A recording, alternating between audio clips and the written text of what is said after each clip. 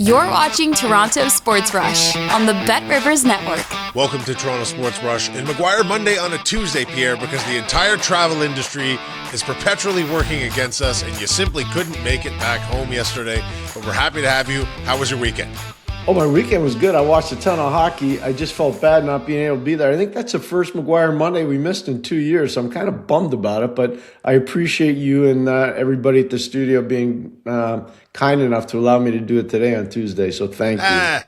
It's probably more appropriate on St. Patrick's Day for a lot of reasons, too.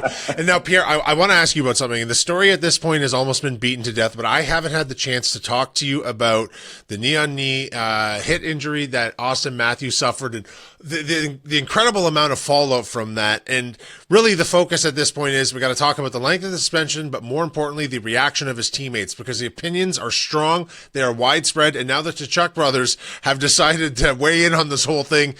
And they were disgusted by the reaction of the Toronto Maple Leafs. What was your view of that entire incident, Pierre? Well, first of all, I don't think the suspension is big enough for Radko Gudas. That's number one. Number two, I couldn't believe it. That's a complete derailing of any internal standards that you would have as an organization. Mm-hmm. That clearly shows the team is not unified, and they can say whatever they want publicly. That should not happen at any level. It's Radko Gudas. He's a known person to play on the edge. Don't tell me that you were on the ice and you didn't see it. That was a play on a puck carrier. Everybody saw it. It definitely warranted a major physical response by the Leafs. Didn't happen. There's got to be some major issues internally, and they're going to have to solve it. So do you think it's such a complicated thing to think about, because you're right about everything you say. I completely agree. You know how I like hockey played. Yep. But is this really speaking about like this internal issue? Is this team so poorly knit together that this reaction is simply a natural response to that chemistry or lack thereof? I think it shows everything that's gone wrong over the last little while. You know, this is a group that has different sects. You got one group here, you got one group there, you got one group there, and everybody's different. And they can say whatever they want. I'm not around their team. I don't travel with them. I'm not in their dressing room. But I watch all their games. Yeah. And I've watched the meltdowns in the playoffs, and I just saw what happened with Radko Gudas. So you can try to explain it away all you want. They were supposed to change the DNA of the team last year. We talked about it when Brad Treliving gave the press conference. That hasn't been addressed. There's no way that's been addressed. So they got issues, and they're going to have to sort it out. This comes down to one thing, and it's called organizational standards, and the standards haven't been set properly. They just have not. Yeah, and we've had these conversations back and forth all season, Pierre, about this DNA change. In the offseason, we thought maybe it had occurred. During the season, we questioned it, but it does really seem like this is the exclamation point to drive home. There's nothing different about this team. They are not a cohesive unit. Yep. Now, the suspension itself, what do you think would have been an appropriate length? At least 10 games, double digits. And I know because of his history? Yeah. And I know you can't use his past history because he hadn't been suspended, I don't think, since 2018. I understand the letter of the law. And it's an 18-month period, I think, that, you know, once you get past that 18th-month period, then you're given, you know, whatever, your record is expunged. All that being said, that's not a good hockey play. And anybody that tries to say, well, that's just a good hockey, that's not a hockey hit. No. Not even close to a hockey hit. Now, if we had guys in the league that have hit like that, yeah, we have. The late Brian Marchment hit like that a lot. Alfie Samuelson hit like that a lot. There were guys in the league that were, quote unquote, and that was their term, they were called leg breakers. But that's a long time ago. It's 20, 30 years ago. That's what I'm saying. That's a long time ago. Things have changed a lot. I didn't like it. I will say this, and Radko knows, I like him a lot. I respect him a lot as a person. I think that if you coached him, you could get that out of him because he could be a real valuable player for your team. But what he did there is way over the line. That's not acceptable. Yeah.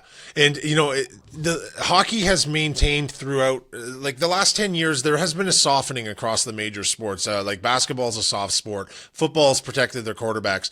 At the end of the day, when it comes down to handing down these suspensions, there almost does need to be a double standard. They have to protect the star players because they are what make the league hum, right? You can't have guys going out and taking out the legs of the Austin Matthews and the likes of that in the NHL because these are guys who don't play the game that way. And it's one thing to hit. Like I'm kind of twisting my own words here because double standard or not, protect your star players. No, like.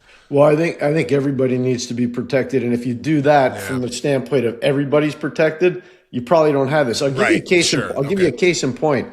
Michael Pekka and Darcy Tucker, they disliked each other a lot. Mm-hmm. They did. They disliked on the ice. They disliked each other.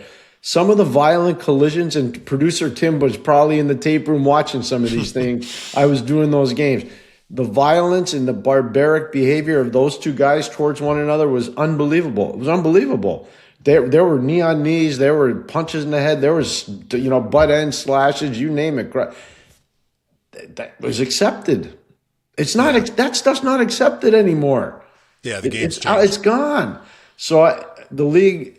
I'm not saying they botched it, because I just want to say this too. I know how hard those guys work to be real professionals. Talking about the officials and the off-ice officials and George Barrows, Kevin Westgarth. I understand how hard all these guys work. They made a mistake on this one. Yeah, they really did. And I think I kind of misspoke earlier when I was saying that, more about like whether the suspension should be reflected of who the player is, but that's probably not accurate either, because a knee is a knee no matter who it's attached to. Yeah. And you're right. We just can't have guys hunting guys down in this regard. Yeah. Hockey has maintained its basic structure. It's still a tough game. It's still a rough game, but injuries, especially when they're purposeful, have no place in it. Yeah. So here's a question I would like to pose to you. How does this injury affect the long-term plan? And I want to explain something to the viewers too. There are the three basic ligament structures of the knee. If you're going to tear one of them, he got lucky. It was the MCL, because the PCL and the ACL are worse. I'm not saying he's lucky, but the MCL is the easiest one to come back from. But that said, how does this affect the long-term planning of this Maple Leafs team? Because he's out for this season, but he probably, given the timing, should be back for the start of next. I think there's going to be a major debrief at the end of the year. Internally, yeah. Keith Pelly's going to chair it. I'm sure a member of ownership is going to be on the board. There'll probably be some legal people involved, and there's going to be a pretty intense debrief, I would imagine. It's going to involve Brad Treliving. It may involve Craig Berube. I don't know. There's going to be some serious soul searching that goes on internally within the organization. Who do we have that we can count on long term? What's the plan going forward? How are we going to address it? What are we budgeting for this? Who do we see that's available? If they don't have that down now as a management team, they're in trouble. I'm just telling you, because they're way behind. They're way behind the planning stage. They should have it done by now, but they better be prepared for serious questions. I would imagine this will be as intense a debrief as they've seen in Toronto in a very long time. Okay, so if they were at any point actually considering moving on from Auston Matthews, how does would this injury severely hinder their ability to do so, or would most teams still take a risk? It's probably not tradable this offseason now because of this. I doubt they were even considering that, to be perfectly honest with you. I'm going to stand up and say I respectfully disagree, and I'll tell you why. Yeah. Jack Eichel got traded by the Buffalo Sabres to the Vegas Golden Knights with a potentially career-ending back problem, and they did this extensive surgery on him, and Jack Eichel's been a superstar and a Stanley Cup winner and an Olympic gold medalist, and he got traded with a way worse situation than what Auston Matthews. The question mark about Auston Matthews, and this is what I was talking about before when you do the heavy-duty debrief, Kyle, what's his actual value around the league? And every team will value him different. So if you're in the mood to trade him, and I'm not saying you need to, but if you are in the mood to trade him, what do you think is valued? What's his value to Los Angeles because they're losing Anze Kopitar? What's his value to the New York Rangers because they're looking at, and they don't have teams on Broadway without stars? What's his value to the Rangers? What's his value to a team like Utah? What's his value to a team like Utah? Yeah. And the reason why I bring Utah in, Matthew Nyes, and everybody, the rumors, and that Nyes going here. Matthew Nyes had a heck of a run at the University of Minnesota with a guy named Logan Cooley. You would imagine and Cooley's just been hurt again too. You would imagine any trade for Auston Matthews that would involve Utah would have to involve Logan Cooley coming the other way. So I'm just showing around the league, there are different price points for this player. Yeah. You need to figure that out as a management team. And if you don't, then you're shortchanging yourself. If, in fact, that's the road you want to take and you want to trade Auston Matthews. I'm not saying they have to do that, but I know how to set it up. I can tell you that. I Right. know how you would set it up. Okay, so let's move back to the present season with this Toronto Maple Leaf team, which at this point is functionally a lost cause, but we're seeing something now. Listen, I hate the idea of tanking, but if ever there was a time to do it, the Toronto Maple Leafs could really use some tanking right now to fall into that bottom five, but they seem to refuse to do so, which, respectfully, you'd never want athletes to play below their capabilities, but they've got some improbable points lately against teams you wouldn't have necessarily thought they'd manage to squeak points out of. And, if they move into the bottom five, they do retain their 2026 first rounder from Boston. And the Rangers have been playing a little better lately. Maybe they'll pass them, but they're playing out the stretch here, and it seems to me like they're not going to end up where they probably should. So at the end of the year, there's a thing called fool's gold. It happens every single year. The losing teams in the last 15 to 18 games start winning games because the teams that have already solidified playoff spots are pretty much, they don't take them seriously. And so those other guys are playing footloose and fancy free, talking about the teams that are underachieving. And they go out and have fun, and they beat the teams that are just trying to protect themselves so they're not hurt against a non-playoff team. Happens every single year. It's been going on forever. And so we're in that moment now. We're in the last 15 to 17 games for most teams of the season. And whether it's the New York Rangers or Toronto Maple Leafs, it doesn't matter who they are. They're all in that fool's gold predicament. I don't see any NHL player that would ever roll over. Even if management said, you go roll over, we're losing this game. I don't ever know of one player in 37 years in this league. I've never heard of one player doing that. Yeah, and I agree with you too. It would be fortunate for them if things went that way long term, but the players have too much pride for that to actually be the case. I don't see it. So okay, then let me ask you this, Pierre: would this not be a great time, given the necessity of a rebuild in Toronto? Wouldn't this not be a great time to call some guys up and test their mettle in the NHL down the stretch here? And I mean a lot of them, not just the usual suspects. Let's get they just re-signed Artur Akhtomov, I can never say his name correctly, to an extension. Why not throw him in net for a couple of games? Why not get some of these defensemen up to see if they're NHL ready, or give them some reps in the big league? Absolutely. It's a great point. 100%. Easton Cowan should be playing almost 20 minutes every game. Yeah. He should. Just keep throwing him out there. Throw him in the deep end, see if he can swim without a life jacket or not. It's the same with all those guys. 100%. Now, you get 5 recalls, but you have to use them on the right guys. That's all. Right. That's all you do. So the answer is yes. The answer is yes. And it's not tanking at that point. That's prepping for a future. Everyone knows the situation this team is in. They need to be evaluating the guys. Not only that, they could potentially be showing off trade bait to make moves for the future as well, right? So I'm going to use what you said to show how smart that is. Last year, I'll give you an example. They made the Fraser Minten trade. They trade Fraser Minten to Boston. And here's what you need to pay attention to on that. Steves was playing in the American Hockey League with Fraser Minten. Boston has a chance to get Steves as an unrestricted free agent because Toronto didn't want to bring him in. The only reason they brought Steves in because they were watching Fraser Minten and they were evaluating Fraser, and they're like, oh, there's this other guy there named Steves. We're going to bring him with them to Boston. And that's what they did. So the answer to your point and to back you up is that happens all the time. Just people don't talk about it, but it's a really good point that you're raising. 100%, Kyle. 100%. Yeah, it just seems like I would like to see some of that too. Like at this point, there's not a lot to show the fan base. You might as well show them the future a little bit, because this has been a very, very tough year in Toronto from a lot of levels, because the team has shown a couple of good stretches of play and then just basically caved thereafter. Don't you think, Kyle, just sorry to interject. No. I don't think I've ever been more disappointed in Toronto Maple Leafs than the other night after the Matthews incident. That was about as low as it got. It really was. Yeah, I actually didn't see it live. I was just getting in the door and a friend had texted me about it. So obviously I rushed to the game, but they weren't playing replays at that point, but I was checking on Twitter and I'm like, and I was messaging my friend, like, what was the reaction to this? And then I actually went and watched as much of the game replay as I could.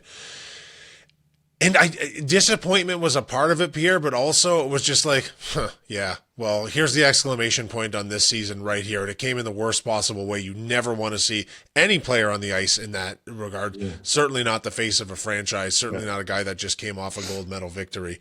It was sad to see. And then this perplexing response since they're all of a sudden playing as a unit, and like people pointing to like their record as a team without Matthews in the lineup. But I mean, so much of that record has been formed in the previous 2 years when they were a much better hockey team with Mitch Marner in the lineup. Yeah. And people forget that, right? It's like, he wasn't as crucial to the lineup the previous 2 years as he is this year without Mitch. And Mitch Marner's the story of the Toronto Maple Leafs season, Pierre, and that's sad.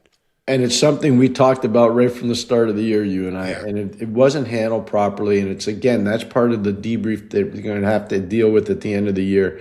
There's a few things Toronto's going to have to deal with. One, what do you do with Austin Matthews?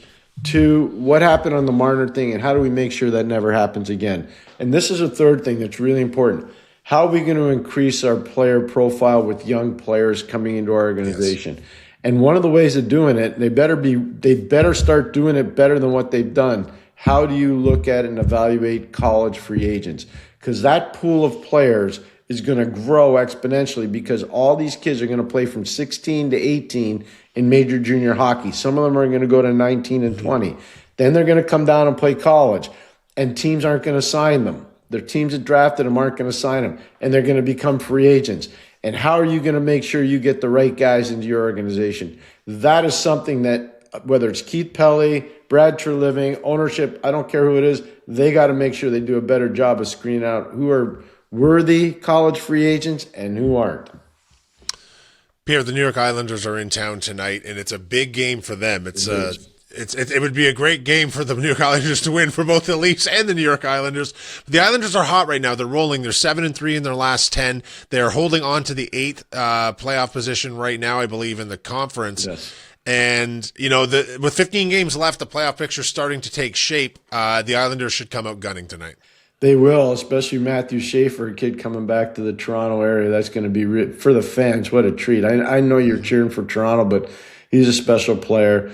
Patrick Roy was supposed to be the first coach fired this NHL season. All the betting lines had him being the first guy out. Well, he's still going, and he'll finish the season with the Islanders and probably go longer than that. They've done a nice job with that group. They deserve a lot of credit. The goaltending has really held up this year.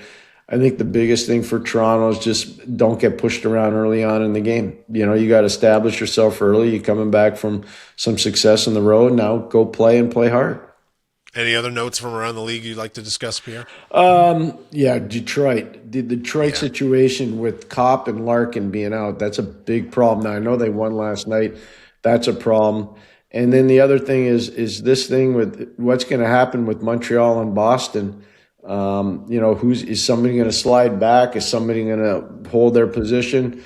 That's going to be interesting. That game is tonight in Montreal, Montreal, St. Patrick's night in Montreal. That's a huge, gigantic game that I don't know how much people are talking about outside of those two markets, but that's a game for everybody to watch. Huge game. Yeah, and if you want to have some fun tonight, the Sharks are playing the Oilers, so I'm sure that won't be a 1-0 game. Highly unlikely. But it's a good game to toss on. I think tonight. You know what's interesting there? The Draisaitl injury. How long's Draisaitl going to be out in Edmonton? I don't know how much people are talking about that. That's a significant injury. How about the way Bobby McMahon's been playing out in Seattle?